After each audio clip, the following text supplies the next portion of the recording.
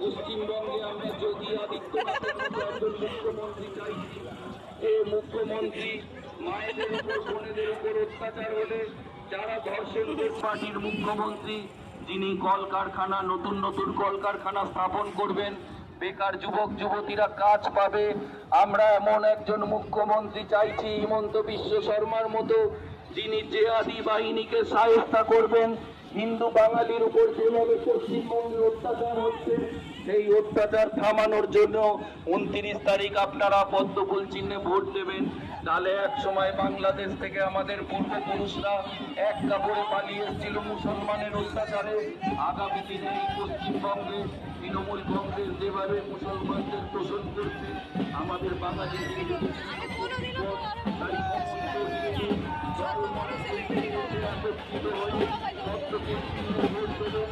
এটা আমাদের শেষ লড়াই।